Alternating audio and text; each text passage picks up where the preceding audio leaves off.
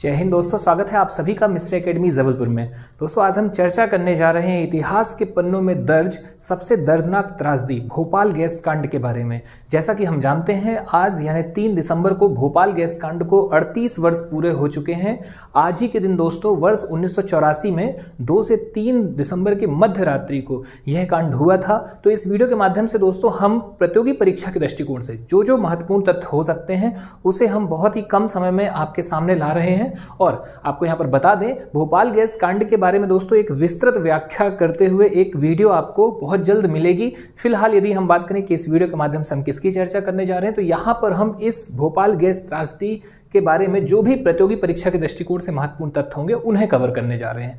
तो यहाँ पर दोस्तों सबसे पहले जो महत्वपूर्ण है वह यह है कि इस त्रासदी को या इस ट्रेजेडी को हुए 38 वर्ष पूरे हो चुके हैं। तो यह भी एक प्रश्न के रूप में आपसे पूछा जा सकता है। और इसके बाद आपको बता दें, यह जो घटना है यह 2 से 3 दिसंबर 1984 को मध्य रात्रि के दोस्तों लगभग 12 बजे यह घटना हुई थी। और कहाँ पर हुई थी? तो यह घटना हुई थी भारत के एक हृदय प्रदेश के रूप में जाने जाने वाले मध्य प्रदेश के राजधानी के क्षेत्र भोपाल में। तो यहाँ पर आप जरूर नोट करें कि मध्य प्रदेश के भोपाल की यह घटना भोपाल गैस कांड या भोपाल गैस त्रासदी के नाम से जानी गई। और यह कब हुई थी? तो 2 से 3 दिसंबर 1984 को।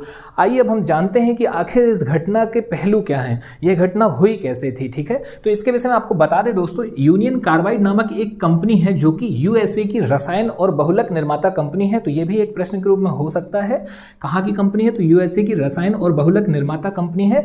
इसी की एक इकाई UCIL union carbide India limited की स्थापना भोपाल में मुख्य तौर पर सेविन के निर्माण के लिए की गई थी। यानी इस कंपनी में किसका निर्माण हो रहा था दोस्तों? मुख्य तौर पर तो सेविन का। और सेविन क्या था? तो एक कीटनाशक ही है दोस्तों। ठीक है, इसके निर्माण के लिए यहां पर इसकी स्थापना की गई। लेकिन हुआ कुछ यूं कि जब सेविन का दोस्तों निर्माण किया जा रहा था, यानी इस कीटनाशक के निर्माण हेतु मुख्य तौर पर एक गैस की आवश्यकता होती थी और वह गैस थी दोस्तों एमआईसी अर्थात मिसाइल आइसोसाइनाइड। अब हो ये रहा था कि इस गैस को पहले तो विदेशों से मंगाया जा रहा था। ठीक है, भारत में इस इकाई में इस गैस की आवश्यकता की पूर्ति जो है दोस्तों वो आपूर्ति हो रही थी विदेशों से मंगा करके। लेकिन आगे चलकर जब कंपनी दोस्तों घाटे में पहुंचती है तो उसने क्या किया, इसका निर्माण यहीं पर करने का डिसीजन लिया।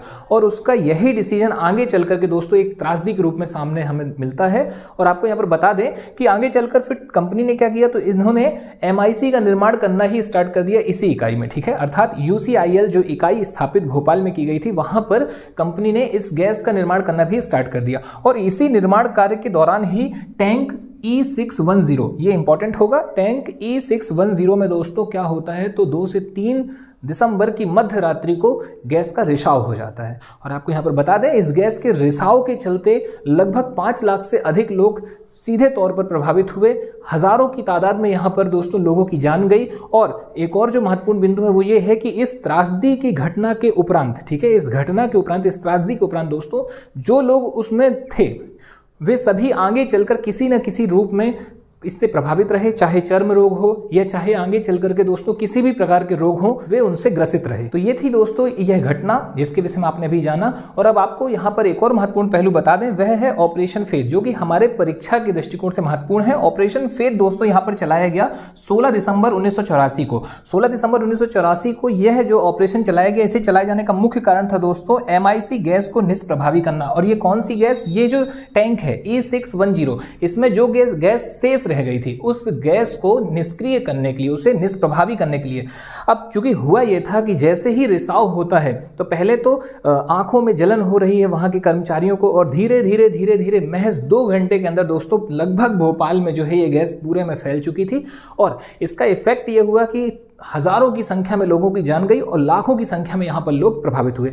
हालांकि अलग अलग जो रिसोर्स हैं वे अलग अलग आंकड़े यहाँ पर प्रस्तुत कर रहे हैं। फिलहाल यदि हम बात करें हमारे प्रतियोगी एग्जाम के दृष्टिकोण से, परीक्षाओं के लिहाज से दोस्तों, तो हमारे लिए यहाँ पर जो महत्वपूर्ण है वह है एमआईसी, इसके बाद सेविन और वह दोस्तों दिनांक। और यहाँ जब हम देखते हैं तो ऑपरेशन फेथ क्यों चलाया गया, तो टैंक E610 में जो गैस शेष रह गई है एमआईसी, उसे निष्प्रभावी करने के लिए। अब आगे आपको यहाँ पर बता दें, इससे जुड़े कुछ अन्य महत्वपूर्ण प्रश्न हैं जो एमआईसी से आपके हो सकते हैं। तो यहाँ पर महत्वपूर्ण है दोस्तों मिथाइल आइसोसाइनेट या साइनाइट, जिसे एमआईसी कहते हैं। यह एक रंगहीन किंतु तेज गंध वाली और ज्वलनशील गैस है। इसका इस्तेमाल कीटनाशक और प्लास्टिक तैयार करने में किया जाता है। फैक्ट्री परिसर में जमा अत्यधिक जहरीले रासायनिक कचरे की बड़ी मात्रा ने मिट्टी और पानी को भी दूषित कर दिया था। और यही कारण है दोस्तों, जब MIC का रिसाव होता है भोपाल में तो यह जो आपदा है यह दुनिया की सबसे बड़ी औद्योगिक आपदाओं में से एक साबित हुई।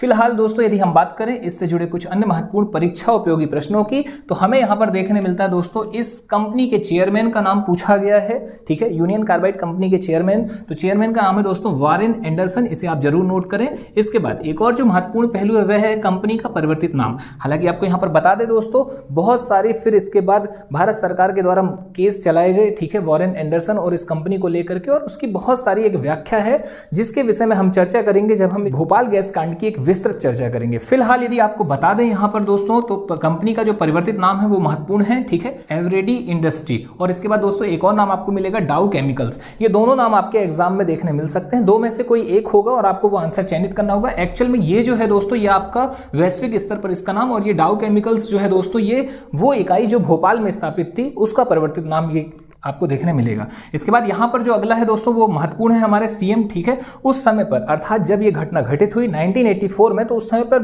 मध्य प्रदेश के सीएम कौन थे, मुख्यमंत्री कौन थे, ये महत्वपूर्ण है। तो मुख्यमंत्री का नाम है अर्जुन सिंह। प्रधानमंत्री की यदि हम बात करें दोस्तों तो राजीव गांधी उस समय पर प्रधानमंत्री थे। और इसके बाद यदि हम बात करें राष्ट्रपति की या प्रेसिडेंट की, तो ज्ञानी जैल सिंह का नाम सामने आता है। ज्ञानी जैल सिंह जी उस समय पर भारत के राष्ट्रपति थे। तो यहाँ पर इस घटना से संबंधित लगभग महत्वपूर्ण तथ्य आपके कंप्लीट होते हैं। एक बार फिर से यदि हम सरसरी तौर पर देखें कि हमारे परीक्षा के लिहाज से क्या महत्वपूर्ण हो सकता है, तो सबसे पहला प्रश्न कि इस घटना को घटित हुए वर्ष 2022 में 38 वर्ष पूरे हो चुके हैं, ठीक है। और इसके बाद दोस्तों दूसरा वह तिथि, तीसरा यदि हम बात करें दोस्तों तो यूनियन कार्बाइड कहाँ की कंपनी, तो USA, और भारत की उसकी इकाई पूछी जा सकती है MIC। दोस्तों निश्चित तौर पर पूछा गया प्रश्न है, 45 टन के लगभग MIC का रिसाव हुआ था, ठीक है, तो ये भी आप नोट कर लीजिएगा। और इसके बाद जो बहुत ज्यादा महत्वपूर्ण होने वाले हैं वो ये चार नाम, Warren Anderson, Arjun Singh CM थे, PM का नाम राजीव गांधी, और प्रेसिडेंट दोस्तों यानी राष्ट्रपति का नाम ज्ञानी जैल सिंह। तो चलिए ठीक है दोस्तों, आज आपसे विदा लेते हैं। मुलाकात जल्द किसी एक नए ऐसे महत्वपूर्ण टॉपिक के साथ। धन्यवाद। जय हिंद, जय भारत।